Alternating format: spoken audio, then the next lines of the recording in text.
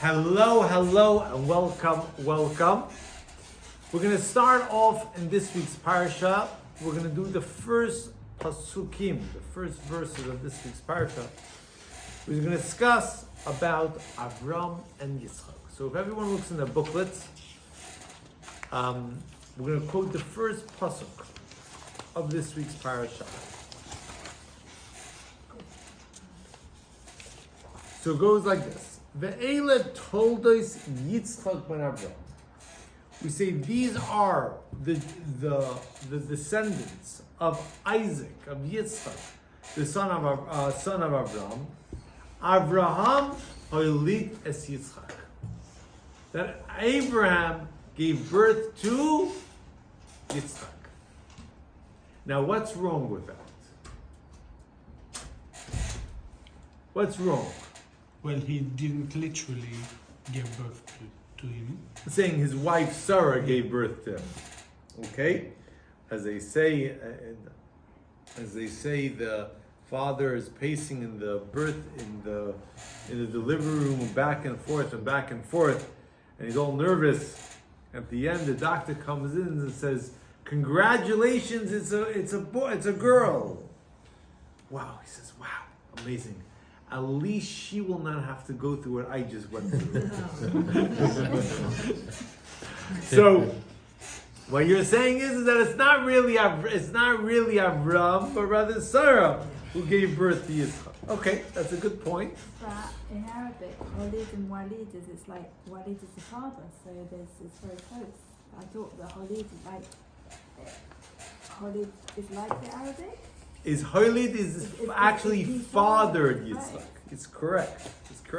Holid is more the fact that he fathered him, that he actually is his father. He's the one who gave the seed to create the light. So you're right. He doesn't necessarily give birth to him in a physical sense, and did not come out of Avram's womb. But rather, he was part of the father. He was the father of that, which is actually, it's interesting. It's a very much a current event. I don't know if anyone's following. In Israel, there's a whole court case going on with people gave the IVF to the wrong parents. They gave birth to the kid, but it was not from their seed and eggs. And who's the parent? Who's the real parent? The court just ordered that the parents who gave birth to them have to give the child up who's 2 years old and give it back to what they call the biological parents. Different class. It's a different class. Very difficult. No one has real answer for this. But what's the question? What's now is the question? Why? Yes. I think that the problem is that the word Toldot means the generations coming after Yitzchak, but actually what we're talking about is Yitzchak is Abraham's son, so we're going backwards. Is that the question? Is that the problem? The question was, what's the problem? Is it the problem the word Toldot? Well, he's saying it totally goes forwards, and that's why we're going backwards, saying backwards and forwards. It's a question. Or is it the repetition? Well, the main problem is the repetition.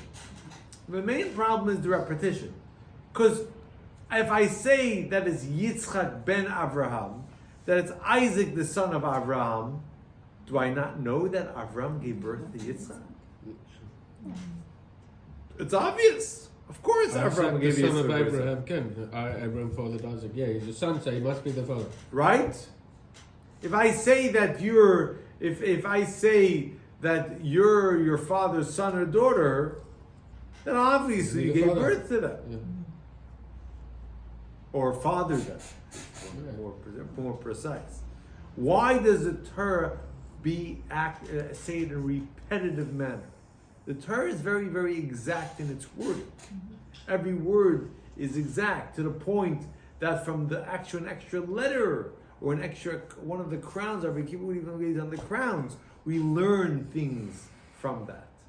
The fact that you have these extra words has implication, have meaning.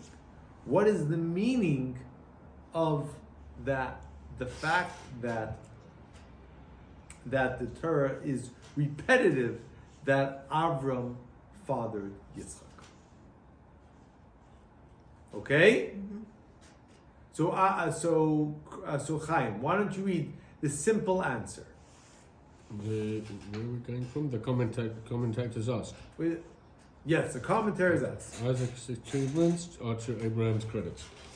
The commentators ask, why does the verse quoted above repeat itself, stating that Isaac was the son of Abraham, and then again that Abraham fathered Isaac? Okay, the simple answer is that the verse is explaining how it is possible to be a descendant of Isaac, the son of Abraham, both in the literal sense as well as in the spiritual sense. Okay, as well as in the spiritual sense, as the main offspring of righteous people are their Torah studies and mitzvot. This is possible because Abraham fathered Isaac. Go ahead. Isaac's legacy, Brit Milah and Bar Mitzvah. Isaac set a number of precedents, including circumcision at the age of 80 days. The ultimate form of Brit Milah. I'm sorry. 8 days. I got distracted for a second. So basically what we're saying is what's the answer we're giving? That we're saying is that why is it that Yitzchak was the son of Avraham? Meaning to say is, how is it that Yitzchak is the son of Avraham? By doing him over that Avraham was hoiled at Yitzchak. Avraham was one who gave birth. He fathered Yitzchak, which means he educated Yitzchak. Is because how is it possible that Yitzchak should be able to continue, but also continuing in the ways of Avram, continuing in the ways of what Avram stood for? That was the fact of how Avram gave birth to Yitzchak in every aspect. He invested in Yitzchak. He made sure that Yitzchak should not just be his physical son, but also spiritual son as well. That every aspect of Yitzchak's life should also be infused with the same values that he had. Yes, and not just father, just from the sperm, just also in terms of spiritual, showing the right way. Correct. Yeah, And it's an important aspect that we recognize when it comes to our education, both in ourselves and the way we reflect in ourselves and reflect on for our children. That it could be a time when people are not necessarily proud to walk with their children, or the children are not necessarily proud to walk with their parents, because as children grow up, they want to be different. And the question is is it that they look back and say, I'm proud to say this is my parent? The parents say, I'm proud to say that this is my son or this is my daughter. That's an important aspect. An important aspect of what we do in regards to how we're giving that over and how the values that they had. You could have sometimes you look at something that the parents are one way and the children are a totally different way. And not necessarily are each of them the proud. And we have to, on one hand, we have to try to impress and try to educate that our children should be proud of, they should be in a way proud of us, and they should act in that way. And at the same time, we in turn should be able to, as much as we say, I have my grandfather, I have my we're all holy and spiritual and great. Are they proud when they look at us to say that we're their descendants? Rabbi, I can't remember from the top of my head from my Bible studying in school, but was there any adoption? It's Bible time. Was there adoption? Or when you say father, it's just physical father. In any case, that someone adopted a child who is not his, physically not his. Or it was. It's definitely, I'm saying, is it a concept that exists? Of course. Is it specifically that you call the fact that it's called a father? No, I'm saying adoption. I'm not saying adoption. There was no ministry of, but someone, let's say, the child lost his parents, so other family can say, take the child and say, this is my child. Do you remember if there's any? Moshe, Voilà.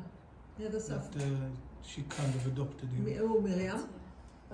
No, Batya. Batya. Miriam, of course not. Yeah. Okay, so there was, because I couldn't remember if there was adoption.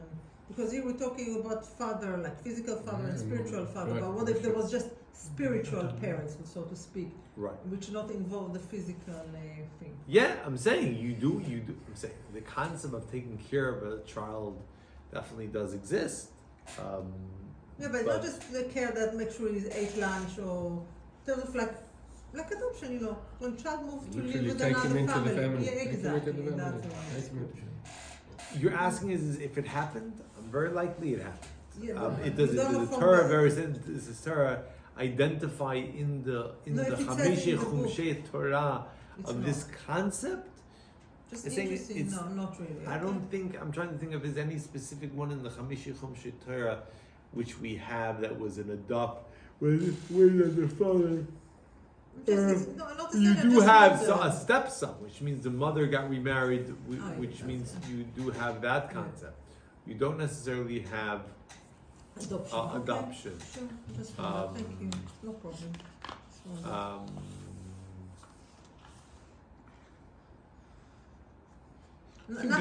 nothing comes big to and mind. famous. No, maybe, but not major thing. Okay, I understand. Because I couldn't.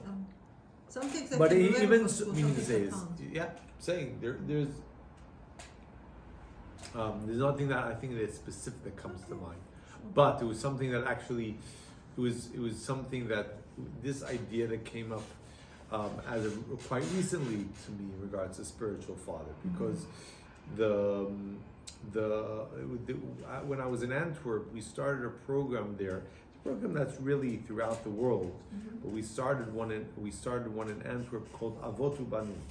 Avotu Banim is that you have people on generally one night of the week. During the winter, it's very simple. It's very easy where it's Matzei Shabbat, because you have long Saturday nights. During the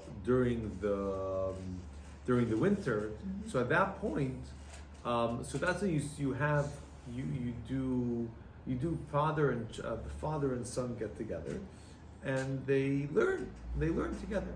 And in order to incentivize them to come, so we got pizza and we got prizes, and it's been very successful. It's been very successful, and they sent me the people who I gave it over before we left. I gave it over to 2 people, and they send me updates. So they're sending at this point.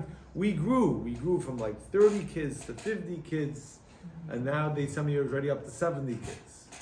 And they get, I'm saying, everyone enjoys it. The parents enjoy it. The kids enjoy it. You started it? Yeah, we started it there. So the guy who's running it, he has also financial responsibility. He was telling me that one of the mothers were complaining and saying that they don't like the name of Avot Banim. Why? Because, there are some children. This is a widow who lost her child, who lost her husband, and while she has someone learning with her son, but it's not the Av, and it makes it that little bit more difficult. So how can you call it different? What did they say? It's a little bit uncomfortable, right? Going to Avot Banim, and it's not that way. And Avruchani. so what I said was, so he said, on one hand, you do understand, right? It is something true. Yeah. The problem is it's sort of like almost like a trademark name. To start changing the name, it doesn't. Yeah. But what I told him was, I quoted him, I sent him from the Gemara, where the Gemara says, Kol hamalamed ben chaverot Torah malalav hakatuv ki'ilu yalda. Whoever learns, who teaches their child Torah, is the pasuk considers him as if he actually gave birth to him. It's actually as if they actually this is Ma'amar their Chazit, child. yeah. This is their Very nice. child. And I said when you get up and you explain that this is Avot Banim, all the fathers and sons learning, stress that you don't necessarily just mean a physical father who physically, biologically gave birth to them, but also you mean, as you said, spiritual father, that someone who's bringing them up, someone who's educating.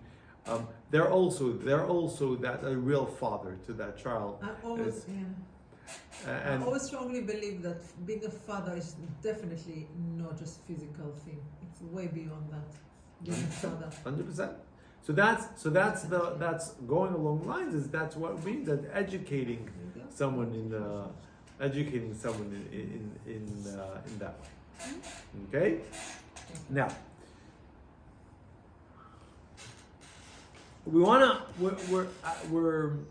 we basically, so that's the point that Avram educated. Avram gave over to Yitzchak. He gave over to Yitzchak and everything. That's where Yitzchak took and continued Avram's legacy, and that's why the Akedah was so much of a test, because it wasn't just that Avram was the test. It wasn't that he's only killing his son. The test is also that he's killing the future of everything he stood for. Because if Yitzchak was gone, there would be no one to continue the monotheistic ideas which Avram gave over. Mm-hmm. There was no one there to continue that ideal. It's not just that you're dying to further your cause. Your cause is dying as well. All that trust that Avraham Avinu had in Hashem. It's like all that. No, I don't mean that he didn't have trust when he was doing the Akedah, because he's on a different level. But it's like it's not just his future, it's his relationship, Avram's relationship with Hashem as well. It's been... Well, yes, but that's part of the test. And this is how much you trust Hashem. The point that we're making here is that Avram built the concept of teaching the world that there's only one Hashem. And the idea is, how will that continue? And that's actually what we're going to touch upon soon. How will that continue? Is that going to, according, if he killed Yitzchak, it wouldn't like to continue. There's no one to bring that forward. Hence, the fact that he still went through and still did it with trust and alacrity shows in the great trust that he had, that he had in Hashem. Now, well, we'll discuss a little bit about being Avram. Maybe we could we'll go through a little bit. We learn about Avram. How did he come to do it? Kamit, why don't you read the Yeshnam Kaminyanim? איזה עמוד? בעמוד 3. עמוד 3, אוקיי. איפה מהתחנה למעלה? למטה, אוקיי. ישנם כמה עניינים שהתחילו לראשונה אצל יצחק, וביניהם נמנע מה שנימול ל8 ימים, שזוהי השלמות בעניין המילה, ומה שנעשה בר מצווה בהיותו בן י"ג שנה. אברהם מל את עצמו בהיותו בן 99, וגם העניין של בר מצווה בגיל 13 שנה לא היה אצל אברהם. ישנן כמה דעות בדברי רז"ל, מה הכיר אברהם את בוראו. בין 3 שנים, בין 40 שנה, בין 48 שנה, אבל לא בין י"ג שנה. להמשיך? So basically saying is Avram, Yitzchak had a number of things that he started first. First of all, מה זה רז"ל? רבנו זכרונו לברכה. רבנו זכרונו לברכה. רבותינו רבוננו זכרונו לברכה. It says Yitzchak was the first one to get a Brit Milah at 8 days old. He was also the first one to have a Bar Mitzvah. So Avram didn't hit those milestones, right? He only recognized God. There's a difference of opinion of when he recognized Hashem, either by 3 or by 40 or by 48, but he didn't have that experience of having a Bar Mitzvah. He didn't have that. And then we go on to bring the different opinions of how he knew about about how when did he start knowing about Hashem. We look. Well, maybe we'll quote one of them.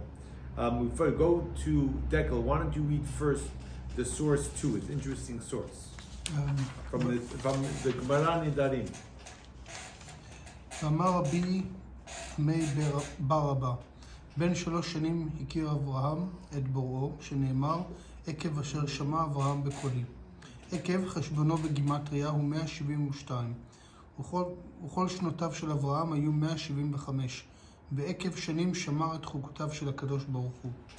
משמע שתחילת הכרתו את הבורא הייתה בגיל 3. So he says that Rabbi Ami says that Avram started to think and recognize Hashem at 3 years old.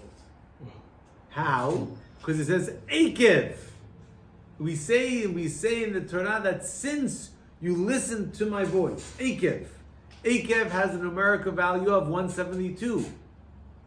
When did Avram pass away? At 175. So there was Akev, those 172 years you listened to my voice. But the 3 years... What does it mean, עקב? מילה לעקוב, עקבים? עקב no, because. Because. בעקבות, כאילו עקב בעקבות. But it says that about 172 years you will listen to me. Because Akev is 172. Ayin Kuf Bet.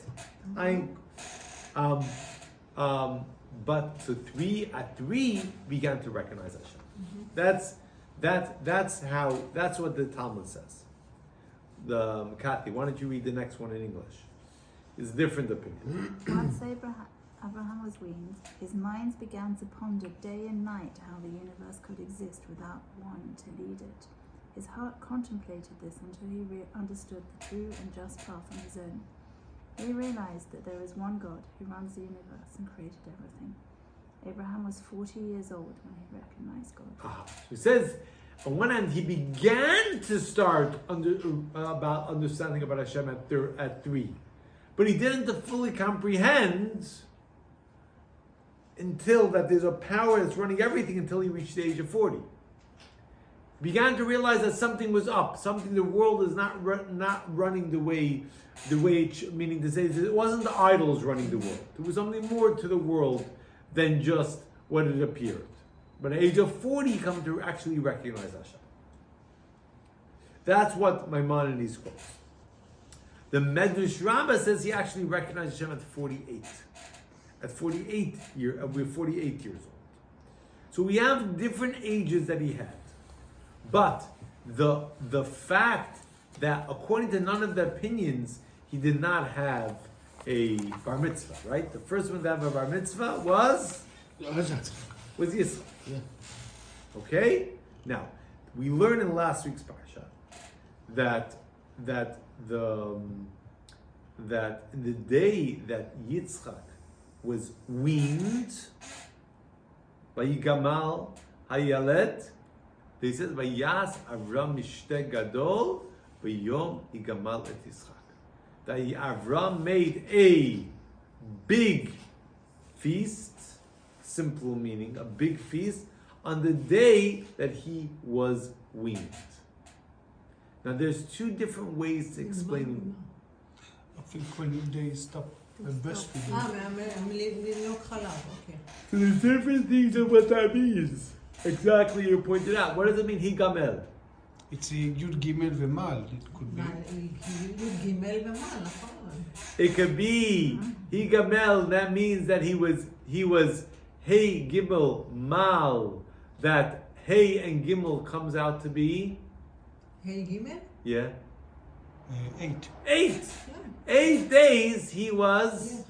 He gets his Brit Milah. He had the Brit Milah.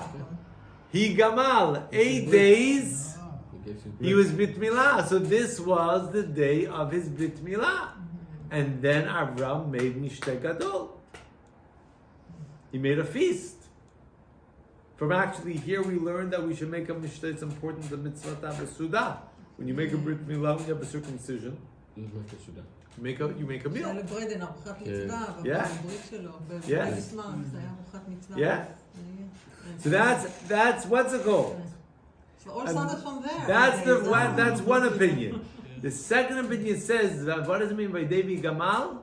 That he was weaned. It's his day that he was able to wean off his Yetzer Hara, and now he was able to go had a Yetzer Tov.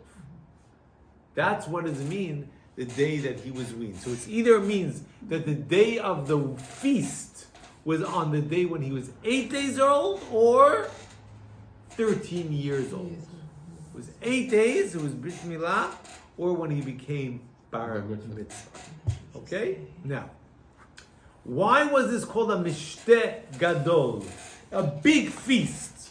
So look where it says, Chaim, why don't you read where it says royal feasts? Royal feasts. The Midrash comments on the words great feasts, that this was a feast of the greats, attended by Og the giant and all the other mighty people of the time.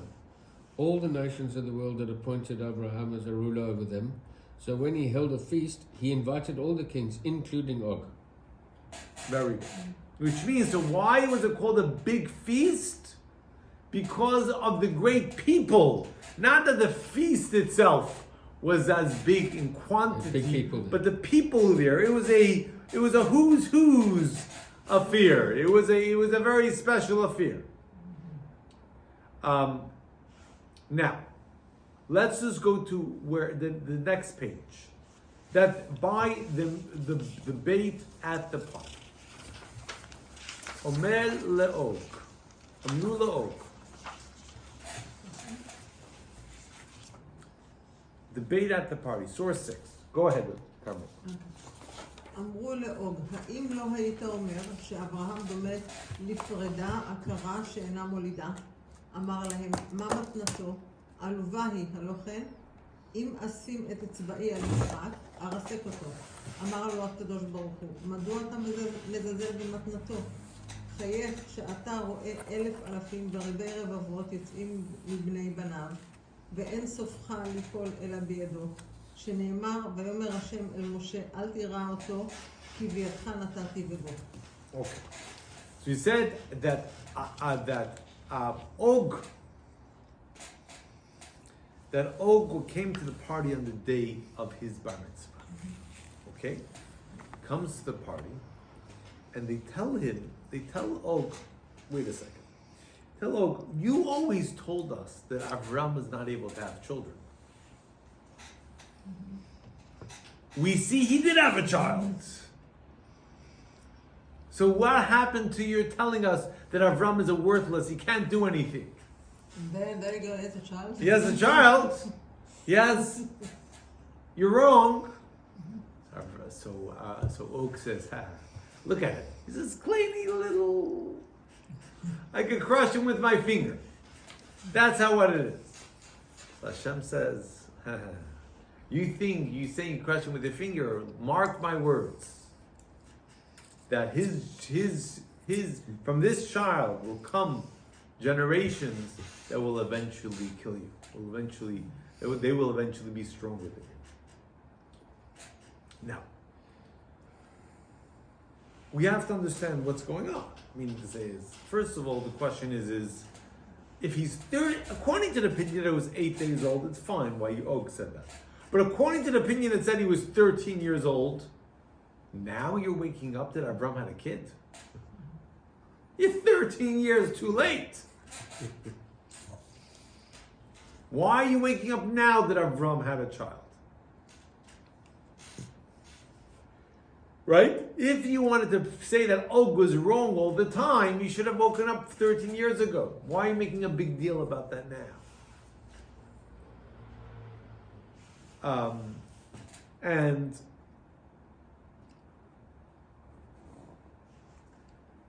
what is Og's message? What was he trying to say?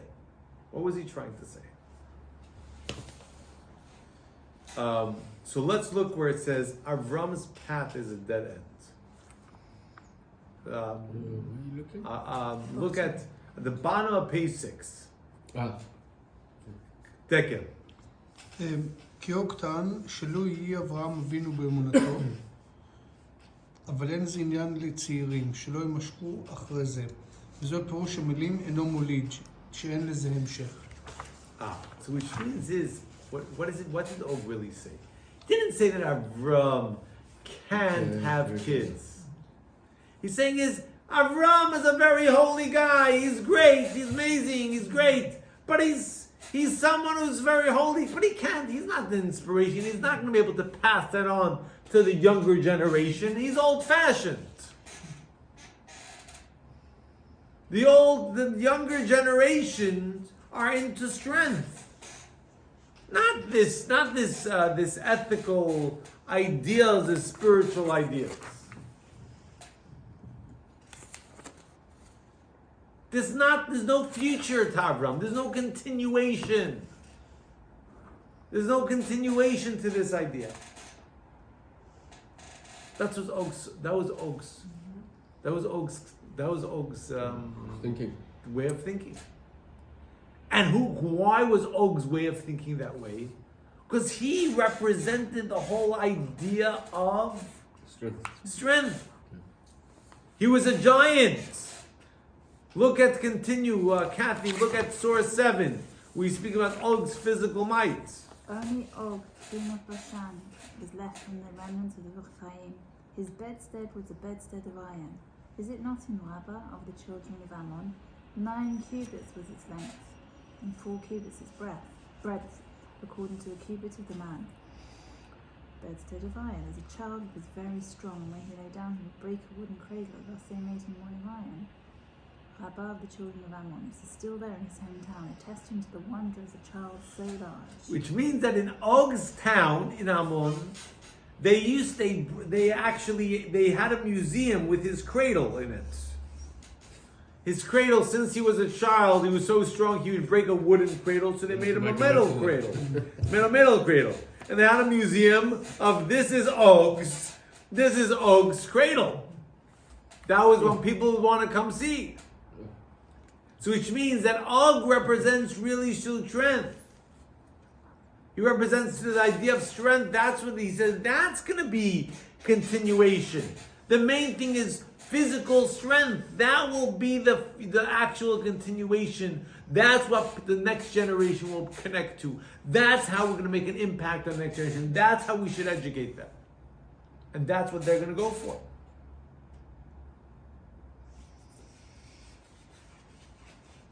So, he was basically saying Avram, you're a holy guy. You're beautiful. But there is no future to what you're giving. There's no future. The communists, they didn't ban people officially. They didn't ban people people praying. You know what they banned? The idea. Educating the next generation. Let that stay for the old-fashioned previous generation. The new communists, you are the future. That's old-fashioned. That will stay. That will die out with that previous generation. The new one's strength. Why was that wrong? Why is Shoig wrong? What, Kathy? Why don't you read from the logical mitzvahs? Or maybe the Rebbe. Start from the Rebbe and go through that. Okay. Og's approach was his bedstead. On page 7, on bottom of page 7. Okay. Yeah. Thank you. Og's approach was his bedstead, which Rashbam explains refers to his childhood cradle, was a bedstead of iron, meaning that physical strength is the main thing. Of the mitzvot, Og argued, only those that are logically necessary should be observed, and only because they are logical. This is why he advised Abraham to go and save his nephew Lot, as this was a logical mitzvah.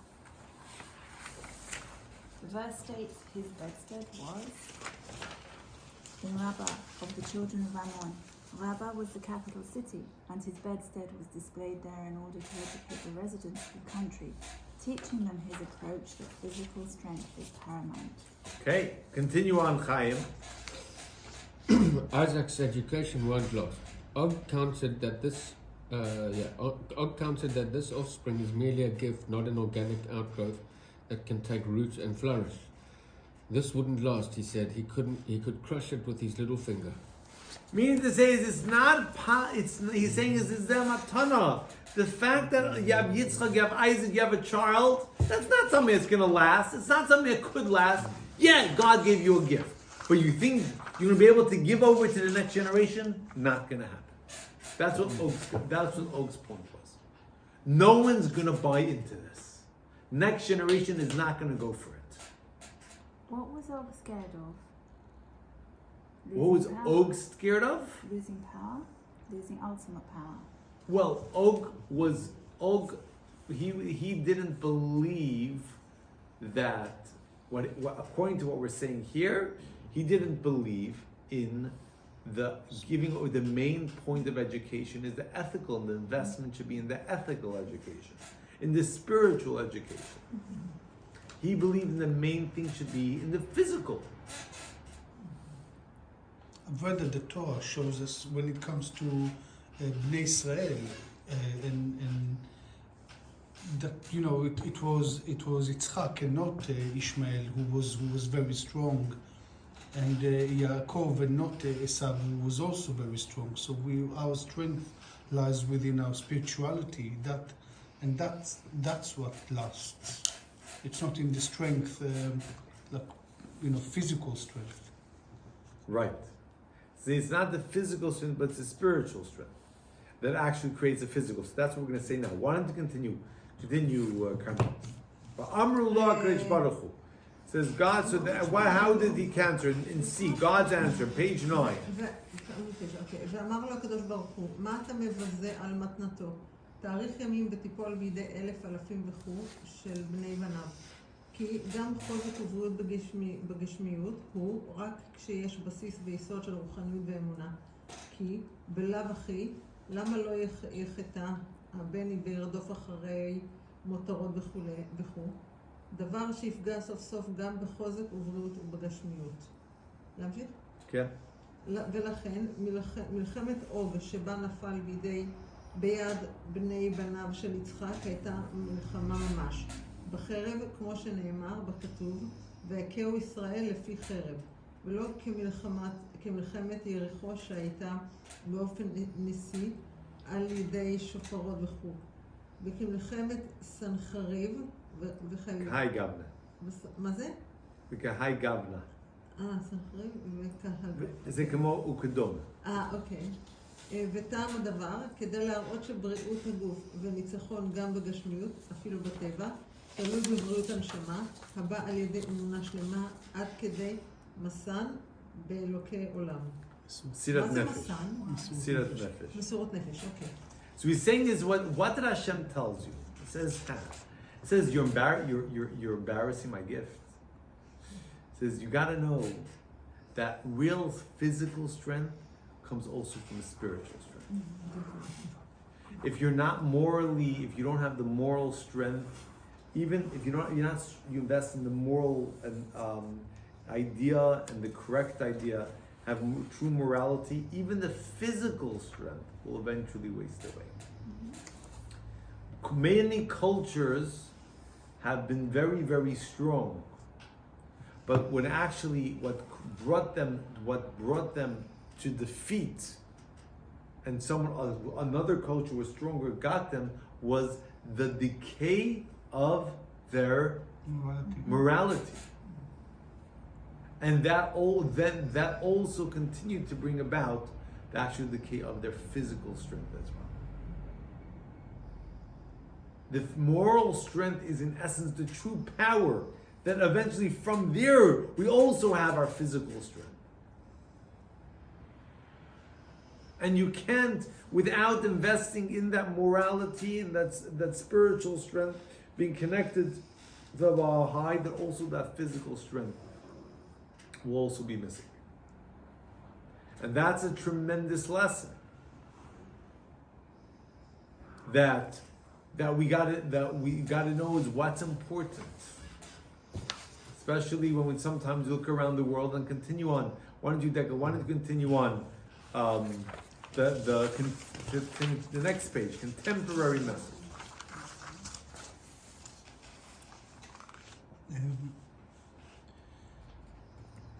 בעברית? כן.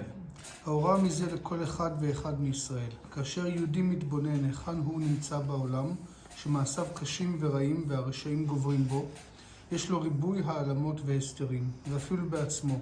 הרי בחלקו הגדול של היום עסוק הוא בענייני העולם הזה, שעומדים בתוקף נגד ענייני קדושה. כמו התוקף של עוג נגד תינוק בן 8 ימים, ועוד יותר, ובפרט העלמות וההסתרים שמבחוץ. ומה גם שבני ישראל בכלל הם המעט מכל העמים. בשעה שהוא עוסק בענייני קדושה, ובפרט כאשר הוא עושה משתה גדול, באופן שראו כל עמי הארץ כי שם השם נקרא עליך, באים אלה שאומרים שיכולים לשחקו ולעשות ממנו עין ואפס.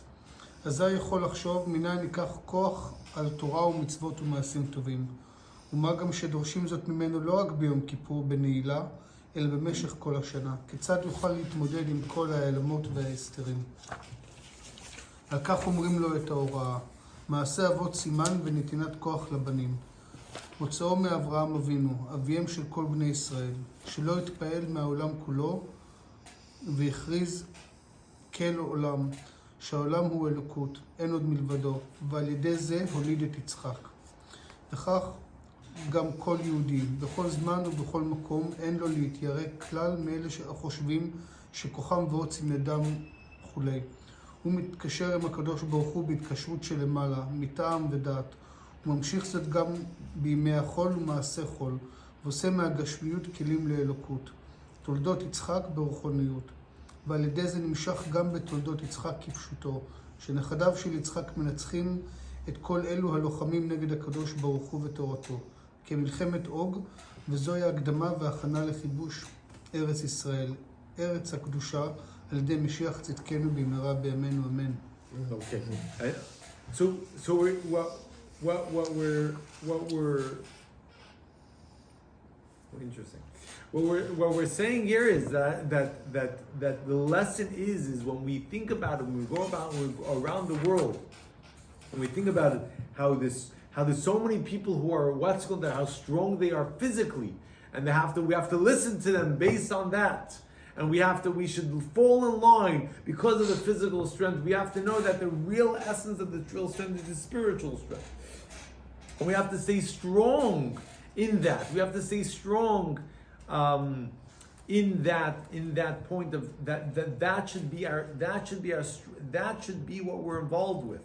And of course, when we're connected to that, then we'll also have physical strength as well. And it's actually interesting that the Rav Sheva said this. Actually, if you look at the year, I found that interesting. Is in Tafshin Yutet. You know what Tafshin Yutet is? It's 50 years ago? תש"ם was 1980. So Yud before 1948? Is it? Wow. That the important aspect of important is connecting. Well, when I'm connecting, you want to have physical strength. The way you have that physical strength is how? By also having that spiritual, connecting with Hashem with love, and that in turn will also give the physical strength in order to overcome. So we got to know that we shouldn't be in any way looked and overwhelmed, and shouldn't be about what we hear from the outside. People look strength physically, but we have to know that we have to invest in the spirituality. And we invest in the spirituality, also see strength also physically. Thank you. Thank you so much.